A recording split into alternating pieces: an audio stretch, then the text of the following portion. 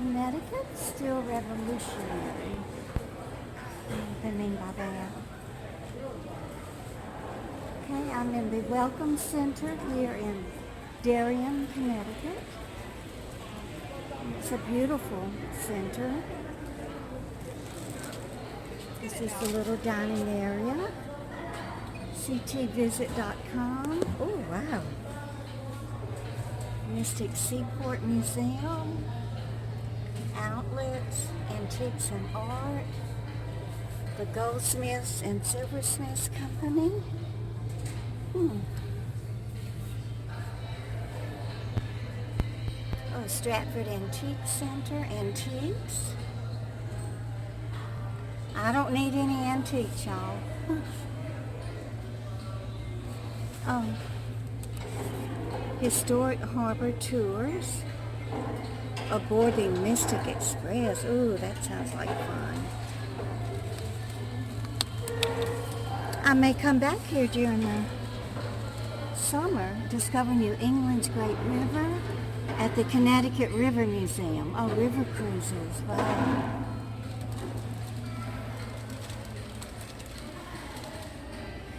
What I want to do is make sure I don't go anywhere near Lyme, Connecticut.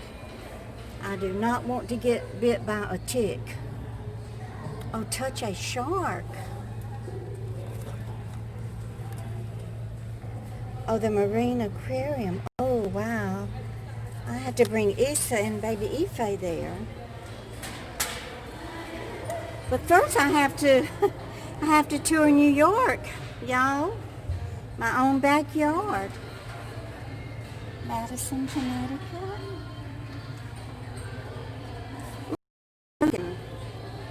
A guide to Central Connecticut's barbecue trail. Woo, woo. Yep. That is definitely interesting to me. Oh, look, glass blowing. Atelier and gallery. Ooh, look how pretty. It's beautiful. It's not Chihuly, but it's beautiful. Y'all will have to Google Chihuly. I think I did a video. I think I showed some pictures where Jill and Husani took Issa to the Chihuly exhibit at the Botanical Gardens.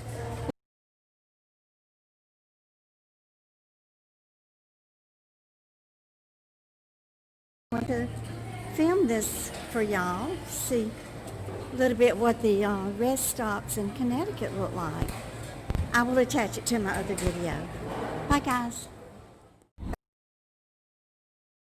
4 p.m. Saturday, and we are still in Connecticut, and I wanted to turn the camera on facing outward so that you can see some of the sights of what Connecticut looks like. I was actually surprised to see all of the mountains.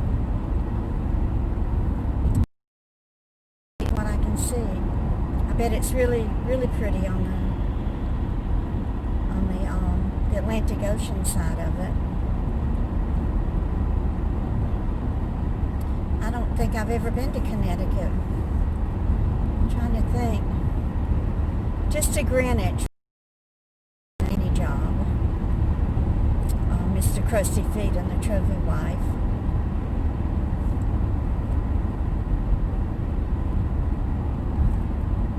Oh, we're not going to see the sunset either because I'm heading east instead of west. But I have about another hour's drive before we get to the evangelist event. We were very lucky today. It's beautiful weather, 40 degrees. The sun has been shining all day and the traffic has been very light.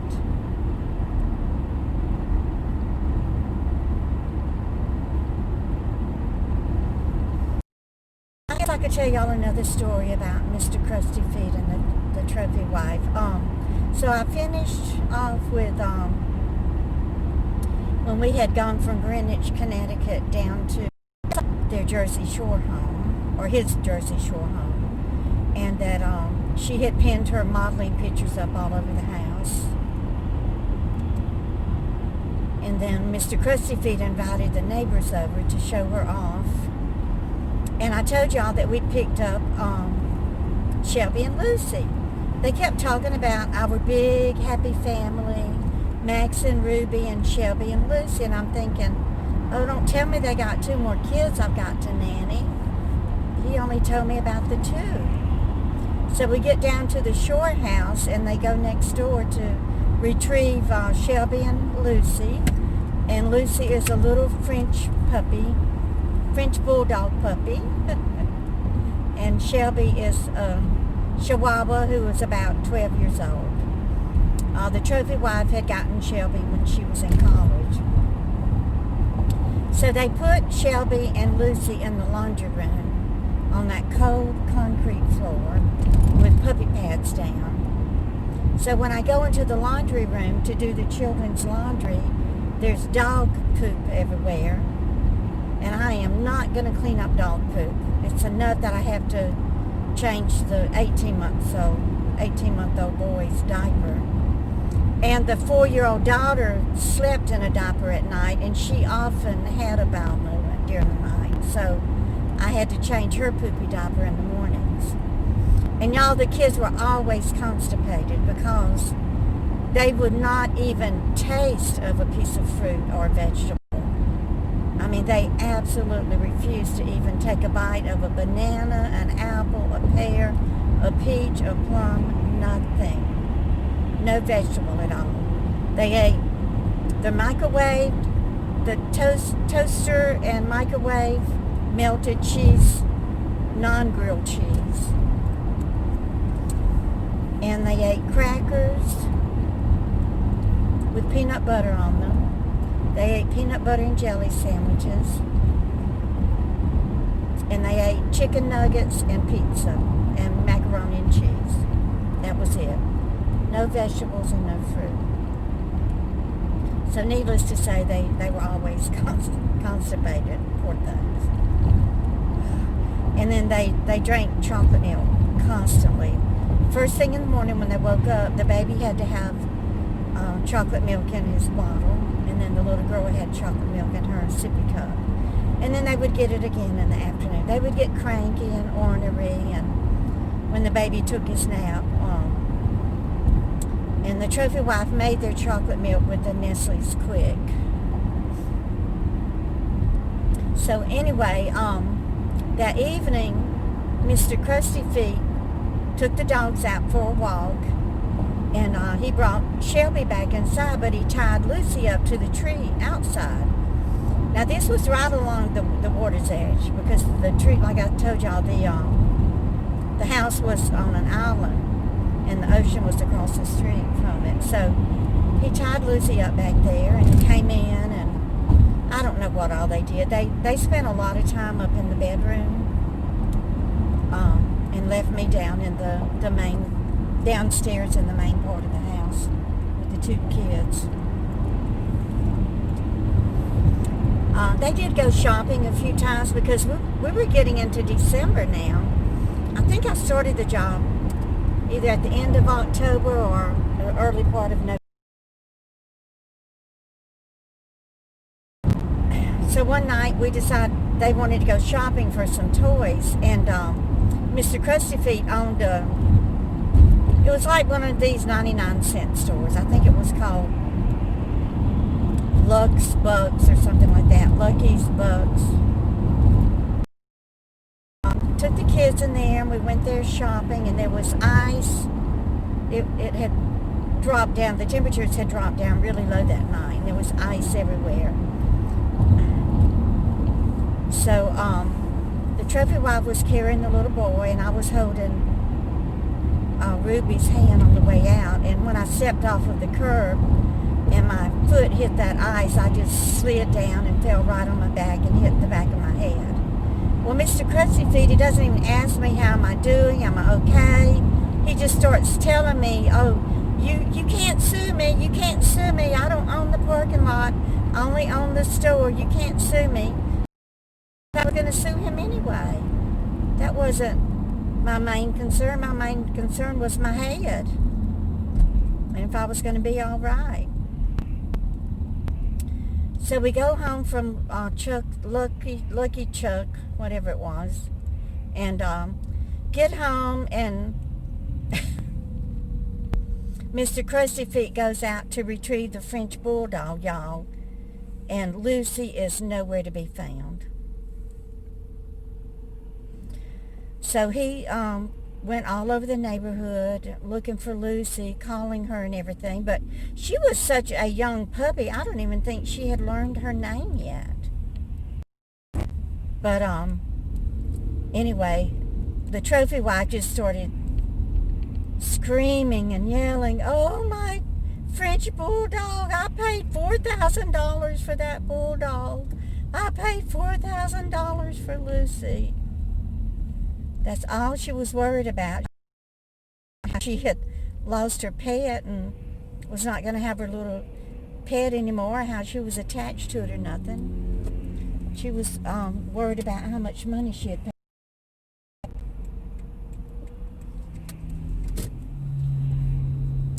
Looks like we have a slowdown. I spoke too early about having a light traffic and an easy route. But it's okay. The event doesn't start until 6, so it's 10 after 4 now. I think we're going to be okay on time. Boy, there are a lot of mountains here in Connecticut. You can't see. There's some over here on the left. You can't see that, but I'm sure I'll come across some more.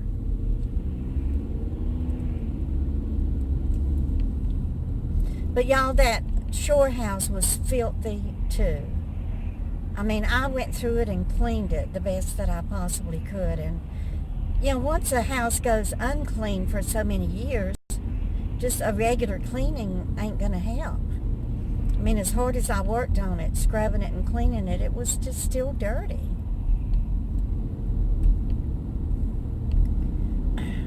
So they would go shopping, and the trophy wife brought in these, it was pink hearts, like little wooden plaques and things like that that said sweetheart and princess and #1 and all this kind of stuff. And I thought, oh, how cute, she's going to put that in Ruby's room. No, you know, she put all that in her bedroom.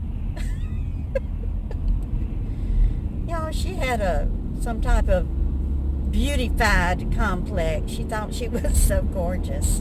That size 0. Yeah, size 0, my ass. Oh, Lordy. Anyway, I have really worked for some strange people, let me tell you. But that's about all that I can remember that took place there in that house at that particular time, anyway. They had a big jacuzzi bathtub upstairs, and that's where I would take the children and bathe them, and then I had to clean that big old thing. I'm just wondering if y'all that have these big jacuzzi hot tubs, do you really use them, or is it too much trouble to have to crawl inside them and clean them and clean the jets and everything? I know when I worked for Dr. Corruption in The Devil Wife, I had to get inside that darn thing and scrub it and clean it. I mean, it would take me an hour to clean the darn jacuzzi. I should have charged extra for a jacuzzi cleaning. Oh, Lordy.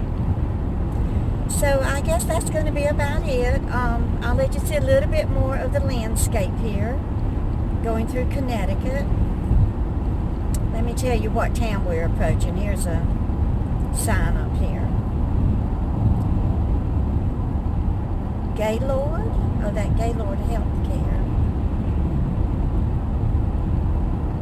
I know I have some subscribers who live in Connecticut, so hi guys. I'm traversing your state, and it is beautiful.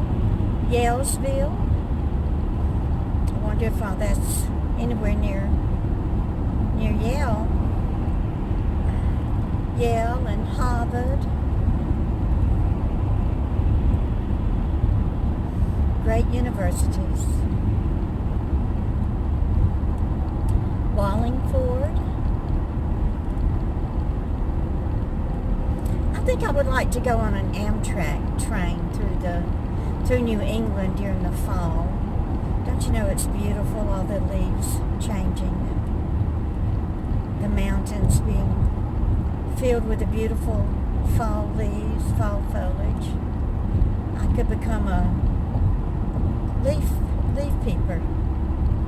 Leaf peepers. I think there's a society of leaf peepers.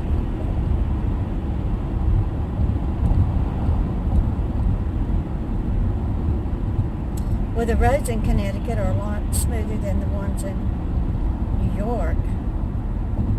That's for sure.